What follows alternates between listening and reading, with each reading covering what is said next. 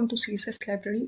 आज हम पढ़ेंगे एशियन के बारे में, इसका बैकग्राउंड क्या है, इसका रोल क्या है और इसके ऑब्जेक्टिव्स क्या हैं।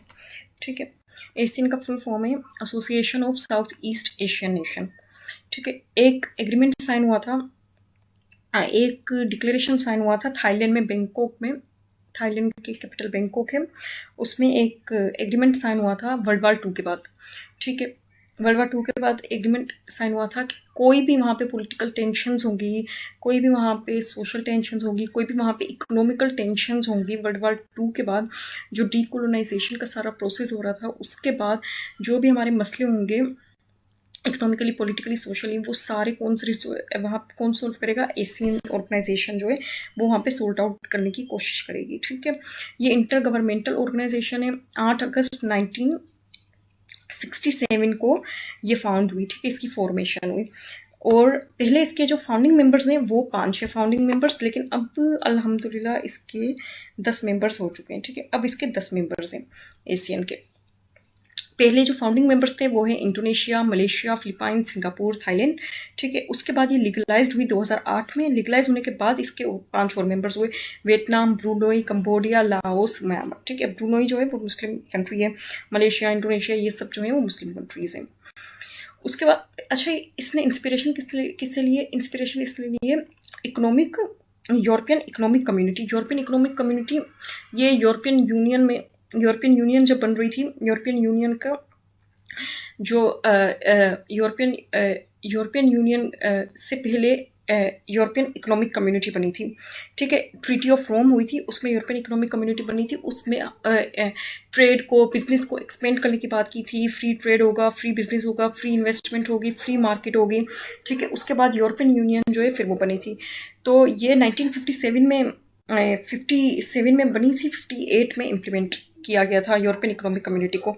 ठीक है, तो उससे इंस्पायर होकर 1967 में एशियन बनी है। ठीक है, 616 मिलियन टोटल पॉपुलेशन है। हेडक्वार्टर इसका जकार्ता इंडोनेशिया में है और इसकी कंबाइंड जीडीपी 3.6 ट्रिलियन है। दिस इज़ एक्सट्रीमली हाई और बहुत अच्छा बिजनेस चल रहा है यहाँ पर, इसका मतलब है। और इनके सेक्रेटरी जनरल है काओ किम होर्न। ठीक है, अब यहाँ पर आप कंट्रीज देख लें कौन कौन से। म्यांमार है, लाओस है, वियतनाम है, कंबोडिया, थाईलैंड, बैंकॉक में जो फर्स्ट टाइम एग्रीमेंट हुआ था। उसके बाद मलेशिया, सिंगापुर ये बिल्कुल छोटा सा। ठीक है, इंडोनेशिया ये सारा, ब्रूनोई मुस्लिम कंट्री, फिलीपाइन। ठीक है, तो ये जो सारे कंट्रीज़ हैं ये आ जाते हैं एशियन में। मेरे ख्याल से ये 11 कंट्रीज़ होंगे। अब हम इसका बैकग्राउंड पढ़ लेते हैं। सबसे पहले तो कोल्ड वार का एरा चल रहा था। 1945 से लेके 1991 तक कोल्ड वार चल रही थी। ठीक है, एक जगह कैपिटलिज्म का ब्लॉक स्टार्ट हो गया था, एक जगह कम्युनिज्म का ब्लॉक एक्सपेंड होने लग गया था। ठीक है, दोनों अपनी आइडियोलॉजी को एक्सपेंड करने की भरपूर कोशिश करने में लगे हुए थे। कंट्रीज़ में प्रॉक्सीज करवाने की कोशिश कर रहे थे। दुनिया के हालात जो थे वो डगमगा रहे थे। तो वहाँ पर इनको भी थ्रेट हुई कि कहीं यहाँ पर सोवियत का या कम्युनिज्म का आइडियोलॉजिकल एक्सपेंशन नहीं हो जाए। आइडियोलॉजिकल के साथ फिर पॉलिटिकल और फिर कल्चरल एक्सपेंशन ऑटोमेटिकली हो जाता है। ठीक है, तो उसकी थ्रेट की वजह से और उसके बाद डीकोलोनाइजेशन भी हो गई थी। ठीक है, यूरोप जो अपनी कोलोनाइज करता था अपनी कंट्रीज़ को, साउथ ईस्ट एशिया में, एशिया में, सबको पता है। ठीक है, तो वो जब डीकोलोनाइज हो गई तो उसके बाद 1945 पर डीकोलोनाइजेशन का प्रोसेस स्टार्ट हो गया था कि सेल्फ डिटर्मिनेशन का राइट है हर कंट्री को। ये यूएस और रशिया ने दोनों ने मिलकर जो है ये कदम उठाया था कि अब हम सारी स्टेट्स को सेल्फ डिटर्मिनेशन का राइट मिलना चाहिए, तो डीकोलोनाइजेशन होनी चाहिए। फिर यूरोप, फ्रांस, नीदरलैंड जो सारी ये जो एम्पायर्स थी जो कोलोनाइज करती थी, जापान वगैरह, फिर इन सब ने डीकोलोनाइजेशन स्टार्ट कर दी। तो उसके बाद पॉलिटिकल और सोशल टेंशंस तो हर जगह पे क्रिएट होती हैं। ठीक है, इंटरनली एक्सटर्नली हमें डर होता है, एक्सटर्नली डर होता है, इंटरनली टेंशन इंक्रीज हो रही होती है। तो इस वजह से ये एक ऑर्गेनाइजेशन बनाई गई, एक प्लेटफॉर्म बनाया गया कि वहाँ पर जो भी सारे कॉन्फ्लिक्ट्स वगैरह होंगे उनको कंडेम किया जाएगा, वहाँ पर सारी बातचीत होगी और वहाँ पर मिलकर ये लोग अपना एक काम करेंगे। ठीक है, बैंकॉक में एग्रीमेंट साइन हुआ था 1967 में। उसके बाद अभी अगर हम रिसेंट सुमिट्स की बात करें तो कब कब हुई? 2022 में कंबोडिया में हुई और 2023 में इंडोनेशिया में हुई। इसका रोल क्या है? रोल की अगर हम बात करें तो ये एक सक्सेसफुल फोरम है, ये एक सक्सेसफुल ऑर्गेनाइजेशन साबित हुई है अभी तक। हम अगर सार्क की मिसाल देख लें, सार्क एक फेलियर। ठीक है, वाइस की बात देख कर लें, साउथ यहाँ पर मिडिल ईस्ट और एशिया में वो एक फेलियर है। ठीक है, सार्क ने इंडिया और पाकिस्तान में की मीडिएशन में कोई काम नहीं किया। ओआईसी ने पैलेस्टाइन और कश्मीर के लिए कोई काम नहीं किया। लेकिन अगर हम एशिया में इसकी एग्जांपल लें, एशियन की एग्जांपल लें, तो ये एक सक्सेसफुल फोरम साबित हुआ है। इन कंट्रीज़ के लिए, ठीक है। सिंगापुर आज देखें कितना पीक पर है, उनका इंफ्रास्ट्रक्चर आप देखें, आप उनका टूरिज्म देखें, आप उनका आर्किटेक्चर देखें, वो आज बहुत आगे निकल चुका है उनके अपनी डेवलपमेंट के हिसाब से। मलेशिया को देखें, वो एक टूरिज्म स्टेट है। वो क्यों आए? क्योंकि वहाँ पे टूरिज्म को बहुत प्रमोट किया गया है। जब से यहाँ पे ये ऑर्गेनाइजेशन बनी, वहाँ पे टूरिज्म को एक्सपेंड किया गया, क्योंकि 1986 में कोलालमपुर मलेशिया में एक टूरिज्म सेंटर खोला गया था, ठीक है। वहाँ पर सारे इनके डिसीजंस मेकिंग वगैरह होती कि कैसे टूरिज्म को हम लोगों ने एक्सपेंड करना है, क्या क्या स्ट्रेटजीज होनी चाहिए, कैसा इंफ्रास्ट्रक्चर होना चाहिए, एक्सेट्रा एक्सेट्रा। उसके बाद एशियन फ्री ट्रेड एरिया भी इन्होंने इंट्रोड्यूस करवाया, 1992 में इंट्रोड्यूस करवाया था। फिर 2008 में जाके ये इम्प्लीमेंट हुआ। इससे इन लोगों ने फ्री इन्वेस्टमेंट की, अपनी फ्री मार्केट को इन्होंने डेवलप किया, फ्री इन्होंने सारा ट्रेड अपना इंट्रोड्यूस किया, ठीक है। वो अभी तक यहाँ पर जारी है। फिर 1995 में बैंकॉक एग्रीमेंट हुआ। बैंकॉक एग्रीमेंट में इन सब ने ये डिसीजन लिया कि हम लोग एनपीटी के सिग्नेचरी बनेंगे। एनपीटी क्या है? न्यूक्लियर नॉन प्रोलिफरेशन ट्रीटी, कि अब कोई भी यूरेनियम की इन्रिचमेंट नहीं होगी, अब कोई भी जो है न्यूक्लियर वो एटम बम्स वगैरह को प्रोड्यूस नहीं करेंगे, ठीक है। क्योंकि न्यूक्लियर बम्बिंग जो है वो हो चुकी थी जापान पर, तो उसकी वजह से पहले ही दुनिया में इतना खतरा हो गया था। फिर उसके बाद क्यूबन क्राइसिस जो हुआ था, फिर यू टू तो सॉरी बाद में हुआ था, ठीक है। तो मतलब दुनिया के हालात जो थे वो काफ़ी लोग उससे डरे हुए थे। तो जैसे ही सोवियत ब्लॉक जो है वो टूटा, उसके बाद भी लोगों ने काफ़ी कम की अपने जो इक्विपमेंट्स वगैरह हैं वो कम किए, एटम बम्स वगैरह नहीं इतने बनाए, ठीक है। और लेकिन जैसे ही एमपीटी साइन हुई, ठीक है, उसके बाद काफ़ी हद तक जो है वो कंट्रोल किया गया। जो इक्विपमेंट्स वगैरह थे, मिसाइल्स वगैरह थे और एटम बम्स वगैरह वो फिर नहीं बने। तो इन लोगों ने गारंटी ली, ठीक है, कि कोई भी एमपीटी में ऐसा है कि कोई भी अगर आप पर कोई अटैक वगैरह होगा, अगर आप एमपीटी के सिग्नेचरी होंगे तो वो सब मिलके आपको हेल्प करेंगे, ठीक है। आपको कोई ज़रूरत नहीं है अपना कोई मिसाइल्स वगैरह प्रोड्यूस करने की। तो ये एशियन ने साइन कर लिए, ये एमपीटी सिग्नेचरी बन गए।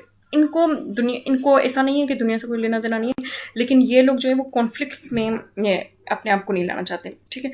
उसके बाद 1999 में एक और एग्रीमेंट बना, एशियन+3, ठीक है। एशियन+3 में कौन आ जाता है? China, south Korea, Japan. इन्होंने अपनी ऑर्गेनाइजेशन को और एक्सपेंड किया, ठीक है। और उसके बाद 2007 में फिर एशियन+6 हो गया। इन तीन के साथ ये तीन और आ गए, इंडिया, ऑस्ट्रेलिया, अब न्यूजीलैंड, ये 6 हो गए, ठीक है।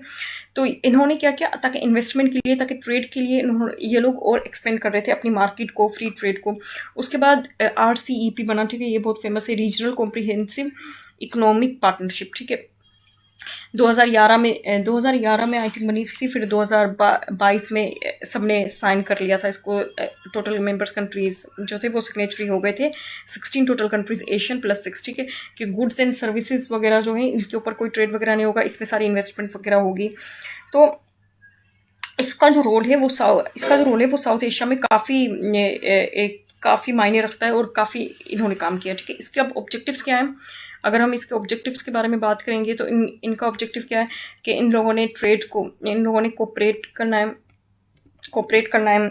जो भी इनके कॉन्फ्लिक्ट्स होंगे, जो भी इनके मसले वगैरह होंगे, उसके अंदर इन्होंने कोऑपरेशन करनी है, ठीक है। इकोनॉमिकली, पॉलिटिकली, सोशली, ठीक है। और यूनाइट रहना है इन्होंने, किसी भी फोरम के अंदर, किसी भी मसले में इन लोगों ने यूनाइट रहना है, ठीक है। हार्मनी क्रिएट करनी है पूरे रीजन में, ग्लोबली भी। साइंस एंड टेक्नोलॉजी में, इकोनॉमिकली इन्होंने हेल्प करना है, ठीक है। साइंटिफिकली इन्होंने हेल्प करनी है, एजुकेशन में हेल्प करनी है, ट्रेड एक्सपेंशन इन्होंने करना है। ट्रेड में तो हम देख लेंगे, मिसाल सामने ASEAN 3 बना, फिर ASEAN 6 बना, फिर RCEP, ठीक है। फिर बिजनेस को प्रमोट करना है और इंटरनेशनल पीस और सिक्योरिटी को भी इनका एक मोटो है कि उसको नुकसान नहीं भेजे। एक है इनका कि इन्होंने वीज़ा फ्री करना है, ठीक है। जैसे यूरोपियन यूनियन है, वहाँ पर कोई बॉर्डर बैरियर्स नहीं है, वहाँ पर free movement of the people है। तो इनका भी एक मोटो ये है, एक ऑब्जेक्टिव इनका ये है कि ये लोग वीज़ा फ्री करें। लेकिन अभी तक वीज़ा ऐसा नहीं है कि वहाँ पे free movement of the people है, वहाँ पर अभी तक जो बॉर्डर्स हैं वो स्टेब्लिश्ड हैं, ठीक है। और एक इनका ये ऑब्जेक्टिव है कि इन्होंने सिंगल करेंसी रखनी है, एक ही करेंसी होगी, उसमें ये लोग ट्रेड वगैरह करेंगे।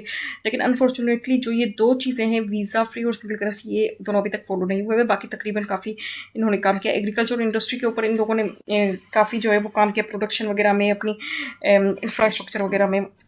तो आज जो एशियन है वो एक कामयाब ऑर्गेनाइजेशन है अपने रीजन के लिए, अपने लोगों के लिए, पीपल टू पीपल कांटेक्ट के लिए, और सोसाइटी लेवल के ऊपर, इंटरनेशनल लेवल के ऊपर इसने अपने आप को मनवाया है। ठीक है, तो सार्क, OIC या कोई भी ऐसी ऑर्गेनाइजेशन हैं जो